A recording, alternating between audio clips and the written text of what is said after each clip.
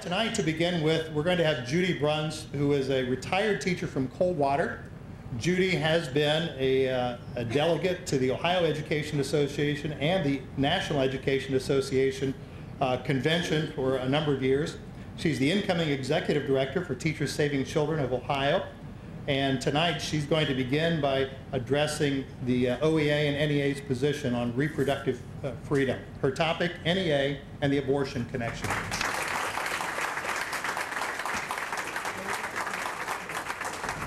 The majority of teachers in this area of Ohio are Christians and they are conservative.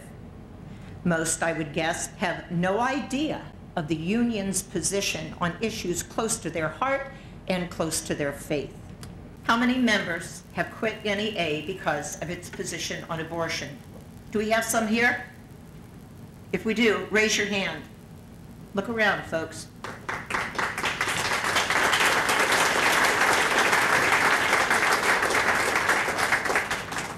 A lot of my input at the rep assemblies dealt with trying to get NEA out of the abortion issue. Most people in today's world recognize that the phrase reproductive freedom as a euphemism for the choice to abort with no limitations. Does the NEA support the choice to abort up to and including birth, commonly termed partial birth brain suction abortion by the media? The chair went back and spoke to chief counsel, and within about a minute came back and said these words: "We have no limitations." A few years back, when I was a state delegate at the Ohio Representative Assembly in Columbus, I pressed the leadership for the OEA's definition of that same phrase, reproductive freedom. Marshall Buckley, in behalf of the Resolutions Committee, defined the phrase as including carrying a pregnancy to term and abbreviating a pregnancy. School-based family planning clinic? Why would we have a family planning clinic suggested for our schools? I only wonder who's going to be invited to come in? Planned Parenthood? Biggest abortion referral agency in the United States? I wonder. They seem to get along just fine with OEA and NEA.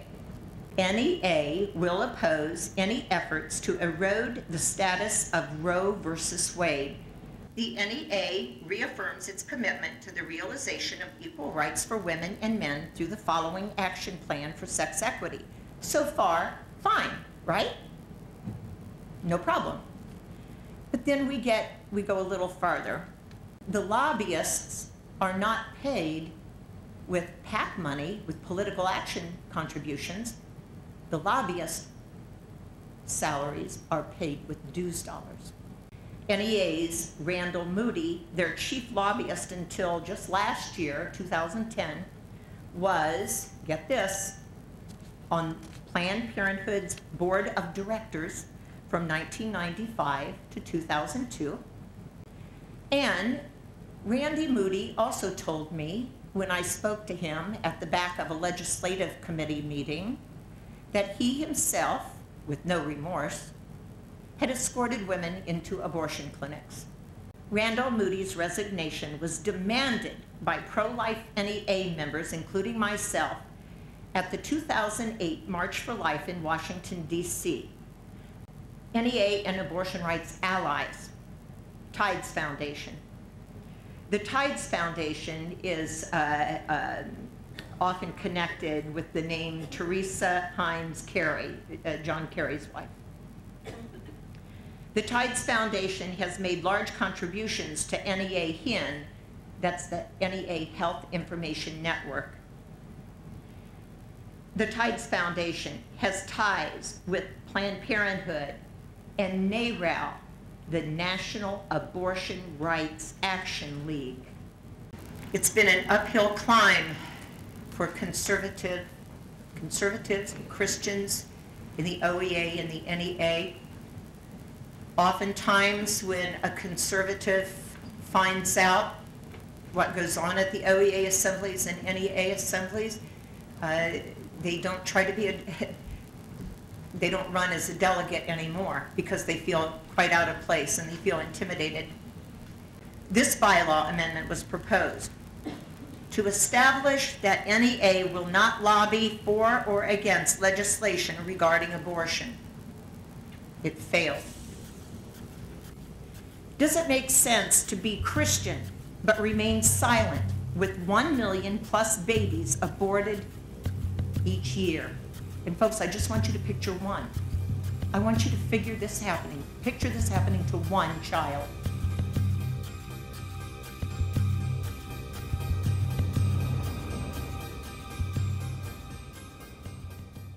This is actually going to be a really fun little trip through the NEA's budget. But what we're going to start off with is Ruth Boyett is a former NEA member for 23 years, active in exposing the union for 12. My reason to become active within the union was to change its stance on abortion and its homosexual and liberal left indoctrination of children. I have a favorite quote from Dietrich Bonhoeffer, who said, "Silence in the face of evil is itself evil. God will not hold us guiltless. Not to speak is to speak. Not to act is to act." And I feel compelled to speak now and tell you of what I've learned as I stood to speak at so many representative assemblies over the years. For me personally, the straw that broke the camel's back was our sex education resolution. Many people may attend that are believers, but most keep their mouth shut. When you do open your mouth, that you are quickly targeted, and I have been ridiculed and mocked and shunned.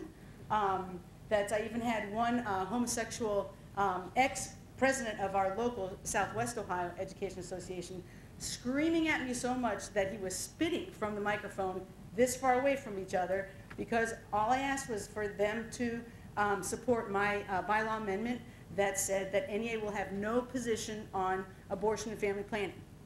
And it was just, that is leadership by fear and intimidation.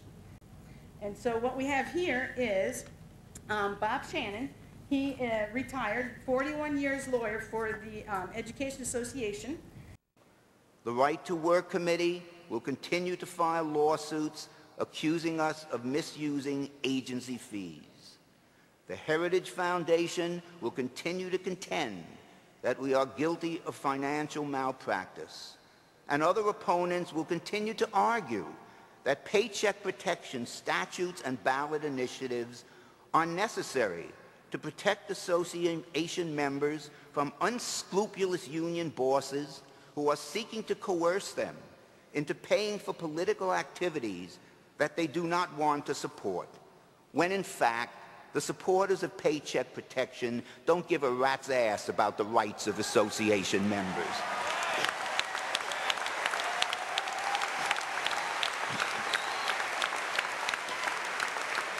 And just in case any of you may not have noticed, the Wall Street Journal, Fox News, Forbes magazine, they don't like us very much either. Why, you may ask, is this so? Why are these conservative and right-wing bastards picking on NEA and its affiliates?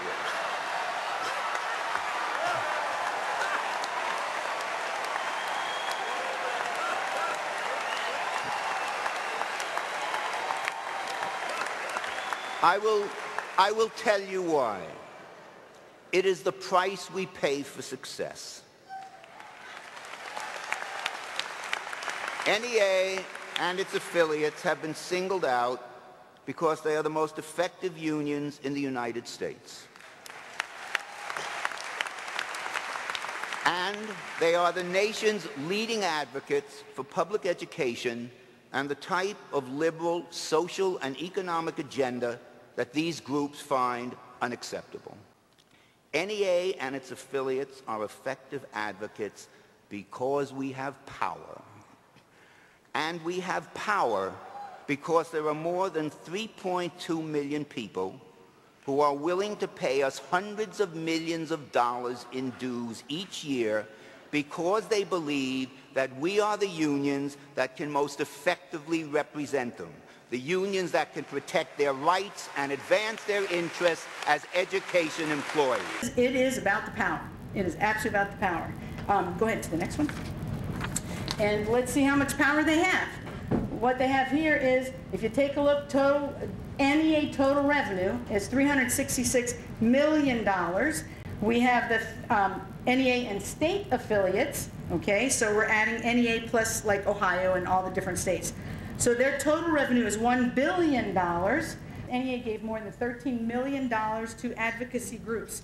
Becky Pringle is our NEA treasurer, and this year in Chicago, during the NEA's open hearings on budget, she was asked why NEA supports groups such as GLSEN, and that is Gay, Lesbian, and Straight Education Network, People for the American Way, etc., etc.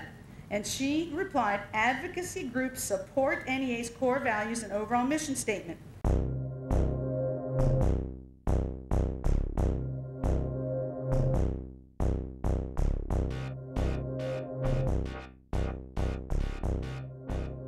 The next slide shows NEA expenditures $100,000 to Media Matters. Now, on their website, it says a web-based, not-for-profit, progressive research and information center dedicated to comprehensively monitoring, analyzing, and correcting conservative and misinformation in the U.S. media. Emily's list, I believe Judy mentioned them, pro-choice Democratic women, okay? And at the very bottom there, they are going to turn back the Bush Republicans and their right-wing agenda. NEA recommends Saul Alinsky's rules for radicals. It is just mind-boggling that you would go on the website of NEA and they would recommend this book. The next day, after people found out about it, it was gone. But I have it. You can see we're very heavy into the Democrats, okay? And then if you go to the next slide, contributions to the House of Representatives, okay, Democrats again, over $1 million, Republicans, 74,000. Next slide, contributions to the U.S. Senate, Democrats, 130,000, Republicans, 6,000. That does not look even. Then we have the last slide is the Congress. Dems is 2 million, Republicans, 96,000. So they're very liberal, left-leaning Democrat supporters. That's, if people have a question on where their money goes, it's right there. The last slide is at the Ohio Education Association, the Union Representative Assembly. I went to the microphone and spoke against the OEA, the entire OEA document.